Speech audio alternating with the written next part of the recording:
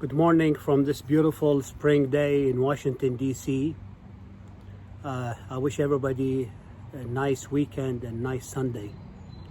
As much as we are enjoying our freedoms and life in the United States of America and security, me as an Iraqi American, my heart beats with the Iraqi people and their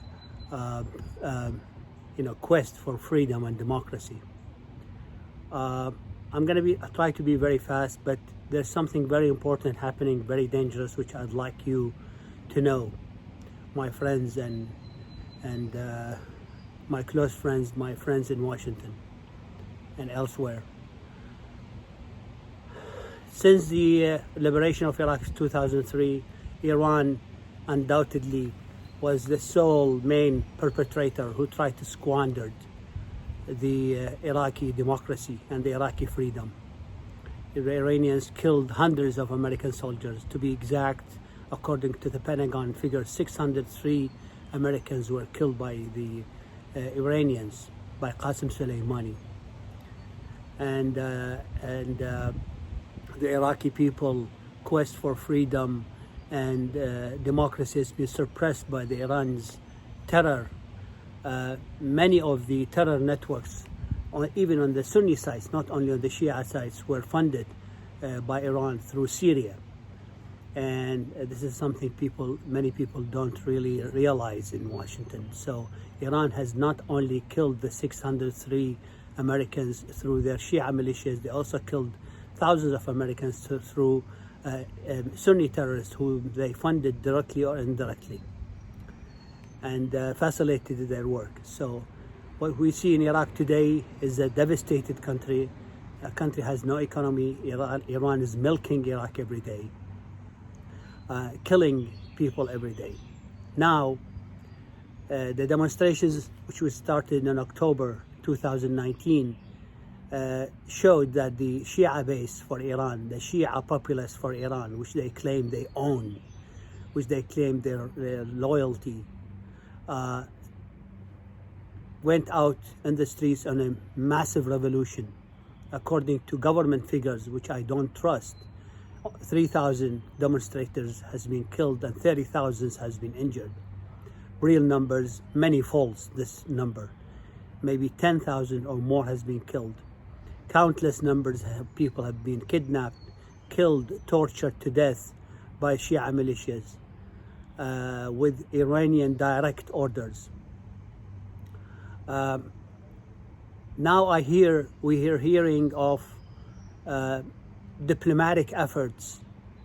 President Barham Saleh is vowing that he's going to go into negotiation with the United States with the new Prime Minister designated new Prime Minister Mustafa al-Kadhimi. Mustafa al-Kadhimi was the head of intelligence. Some people here in Washington knows him well, and they think he will be good to open negotiations, diplomatic negotiations about the status of U.S. forces in Iraq. To be quite honest with you, every time I hear American diplomatic efforts, I get terrified. I tell you this short story, which I witnessed myself from many zillions of stories I've seen in Iraq. In 2005, I visited Anaconda Air Base, which is Balad Air Base today. And one American young, brave colonel told me that we are being bombarded by the tribes around the base. So can you please help me what to do? So I told him, one of those tribes are my friends, and I'm happy to have them invite you and talk to them. And I did. So he came with his entourage, with his many soldiers with him, and the thing he did to me, he surprised me very well, pleasantly surprised me. When he entered the main hall, they call it al-Mudif, where the tribe received their guests, he took over his vests and he threw his weapon. Now, for a guy who's a fighter on the front line, this is a brave thing to do. But shows how sincere he was to protect his own people. And we sat down on the floor and he ate with his own hands lamb and rice, quzi, we call it in Iraq, and we reached an agreement, and things got better after that. One of the officers with him, I believe he was from Wisconsin, a guy was a farmer, was negotiating with tribes around Balad Air Base how to compensate them for their cows who was killed by Americans' fire. So then I posed and I said, sir, where are this is not your job. This should be the job of the diplomats. He laughed. One soldier said, sir, if we want to bring a diplomat from the US Embassy in Baghdad, at that time there was a palace, in the palace, we have to protect him or protect her with a huge amount of force that will take all our resources. It would be easier we do it ourselves. That's why I came in Iraq with a terminology. I borrowed it from my engineering background. I used to say the US Army is the only correction factor. And it was the only correction factor. Unfortunately, US diplomats were secluded inside walls, and they still are inside walls of the US Embassy. I see people here in Washington from think tanks who tell me, oh, I was in Baghdad and I know the situation. Sir, where did you go in Baghdad? He turned to be, or she turned to be, staying 2-3 weeks inside the walls of the embassy, bringing Iraqis. Ladies and gentlemen, the inside of the embassy in Baghdad is not Iraq. It's different. It's the United States small spot inside Iraq. If anybody tells you he went to Baghdad, ask him, did he go to Sadr City? Did you go out? Did you go to the slums of Baghdad? Did you see normal people? Did you go to the market? If they didn't, then they did not go to Baghdad. So now we see what's happening. Diplomacy in Iraq is completely separated from the reality. Statements made by diplomats in Iraq has nothing to do with the reality. The most people who understand reality in Iraq still today are the US military. Now, during the Obama days, there was love relationship between the Shia militias and the United States of America. It's very unfortunate, it's very embarrassing. US diplomats used to visit militia leaders, including the ambassador, and there was an alliance supposedly against ISIS. Now this alliance has gone. President Trump went on a maximum pressure policy. He did the right thing. And probably the best thing the United States did with the Iranian people and Iran and the world is the killing of Qasem Soleimani. This guy is a killer. As I said, he's responsible for killing at least 603 soldiers in Iraq and thousands of Americans and innocent people all over the world, in Israel, in Saudi Arabia, in everywhere, in Venezuela, you see his fingerprints of terror. So that was a big achievement. This killing of Qasem Soleimani made lost Iran huge advantage. Qasem Soleimani is irreplaceable. Nobody can fill his shoes. Trust me. I worked with the Shia establishment for many years, for over a decade, and I know how much his effect was. Every Shia party's meeting in Iraq was concluded with a result has to be reviewed and approved by the big master, Qasem Soleimani. And Qasem Soleimani knows the networks nobody like anybody else.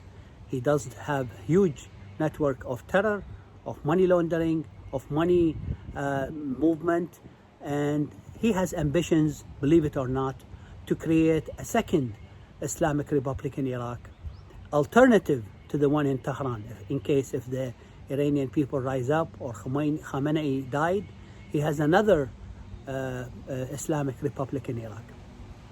Qasem Soleimani had ambitions of strategic size to obliterate the Sunnis and do a demographic historical change in the Middle East. No one can do this. The one who replaced him, Ghani, his background is in Afghanistan. The Shia militias in Iraq are in disarray. They are hated by their own people. They're not going to win in next elections if there is fair elections. The current parliament in Iraq was selected, not elected. 2018 elections was a sham. Qasem Soleimani and his minions changed the election results. There was a massive fraud. only 20% or less of the Iraqi people went out to vote, and this current parliament is illegitimate. The resolution by this parliament to expel US forces from Iraq is illegitimate for many reasons. First, it's illegitimately selected by, I call it the Qasem Soleimani parliament. And then then the second reason, there was no quorum. There's only 145. You need more than half to have a quorum. And to expel US forces, you have to pass a law, not a resolution. And that needs 2/3 of the parliament, and that was not existing. Even with the Iranian pressure and the Iranian terror, they could not pull enough number to have a reasonable resolution. Halbusi, the head of the parliament, made it very clear in a leaked video that only Shia has voted. But Halbusi was forced and threatened to say that was illegitimate. The United States should not abide by Iran's illegitimate rules. Now, the US military did a brilliant job. They re-established themselves in Iraq. I advised many times in the media, in secret, in private, with people here in Washington, the US military should relocate itself and move to Kurdistan. All ISIS areas are bordering Kurdistan, and in Kurdistan, Iraq, their back will be protected by the Kurdish Peshmerga. And all their locations in Iraq, from my own information and intelligence, are compromised by the Shia militias who worked with them. Many of the contractors who are providing water, food, even ammunition to the US soldiers in Iraq are a part of the Shia establishment. The commander of the Balad Air Base, where the Americans Air Force support is, his name is Sahi, and he is a cousin or a relative to Hadi al-Amiri, the head of Badr. He sells out contracts, and he gives the militias coordinates of Americans.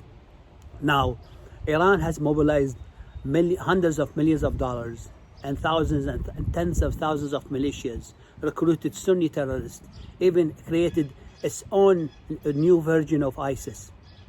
There is a strong evidence they are using Iranian mortars and weapons now, which indicate Iran has its own version of ISIS now. They could not kill many Americans. They failed. They lost this battle. They thought they could do what they was able to do. In 2003, US military repositioned itself, abandoned some dangerous bases, and repositioned itself into main areas, which is Asad Air Base and Kurdistan. And they also brought Patriot missiles, which are protecting the bases. So all the efforts by the Iranians to mobilize the Iraqi people or their own people against the Iranians failed. This should be a victory, and this should be celebrated in Washington. People don't know the US military did this massive effort, and they basically diffused a big Iranian conspiracy to kill Americans and to expel Americans by force. And after the killing of Soleimani, Shia militias are in disarray. They are hated by their own constituents in their own areas. All their headquarters are burnt out. They go out in night and they kill and they kidnap activists, Iraqi activists. Iran wants to expel the US forces so they can score victory, and they could do whatever they want in Iraq. They feel they are surveillanced by the US while the US is present in Iraq, and they want to score this victory. Unfortunately, we're hearing now that there are efforts by Washington to negotiate with the Iraqi government. The Iraqi government is a puppet government created from a puppet parliament. Iraq, by its constitution, is a parliamentary system. And the parliament, as I said, is the Qasem Soleimani parliament, elected this government. Now, President Barham Saleh wants to make designated Mustafa al-Kadhimi, supposedly a pro-American, who sold out completely to Iran before. And President Barham Saleh promising Tehran that he will bring them a good deal. The Iranians cannot negotiate with President Trump. Despite President Trump calls, they know that they negotiate with President Trump, they will be humiliated, and they cannot beat Trump in negotiation. So They're trying to get victory through negotiations, through their proxies in Iraq, in the Iraqi government. And while they fail, to get this victory through the use of force. So what we're seeing now, the U.S. is snatching defeat from the jaws of victory, which is really shameful. Again, diplomacy here, diplomacy should be to stand fast against Iran and give the Iranians a strong word and refuse to negotiate with proxies of Iran. What added benefit the United States will have to negotiate with the Iraqi government? We know the Iraqi government does not have any say in staying or leaving the United States troops. And we know that the Iraqi government is not an honest broker. It's a broker for Tehran. It's a broker for Khamenei. So this ploy, we're bringing a prime minister who's friendly to Washington to negotiate the presence of U.S. forces, it already has been used by the Iranian militias. I tell you one thing, if this happened, then they will say Trump withdrew forces and he criticized Obama for withdrawing forces, so he's doing the same mistake. Where did I hear this? I didn't hear this talking points from Washington. Believe it or not, I heard it from malicious propaganda in Iraq. They're already saying that. They're already preparing for that. I'm not saying the U.S. forces should not maneuver or take the best decisions to protect U.S. lives. But I don't think negotiating with the current government, with this ploy, to give Iraq proxies in Iraq, a proxy government, the credit for such a deal to stay in power. Unfortunately, Iraqi politicians in the Iraqi government, when they wake up in the morning, they don't say, what are we going to do to serve our own people? They say, what are we going to do to serve our masters in Tehran so we stay in power?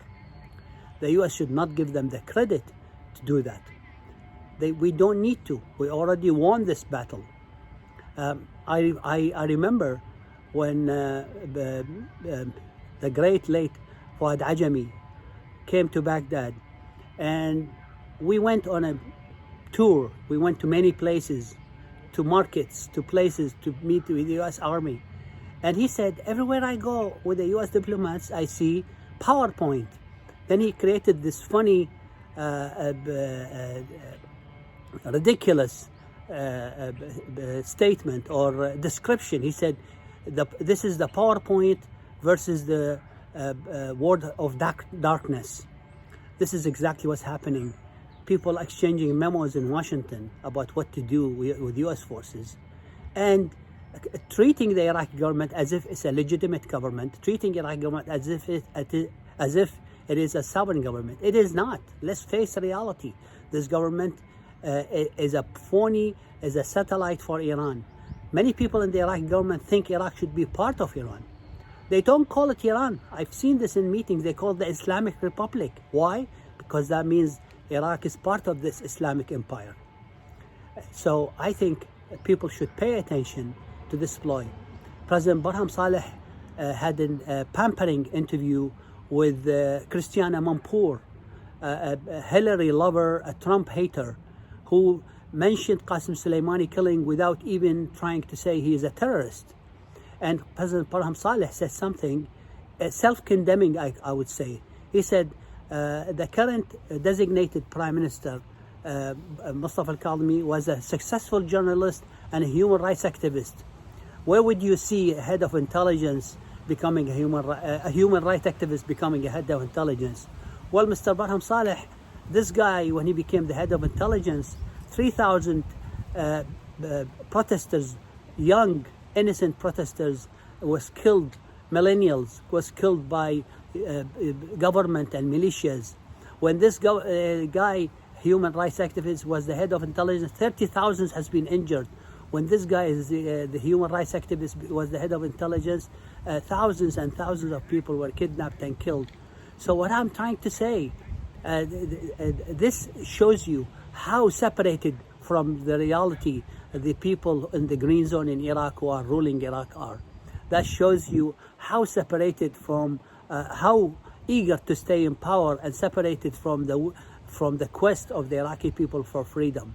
There was no mention of the militia's punishment for killing young innocent protesters. Mustafa al-Kadhimi, in his short speech, said we're going to make control arms outside the government by the Iraqi police, the Iraqi army, and the militias. So he wants to put the militias who kill the people, who are the violators, to be in charge of removing unlawful weapons.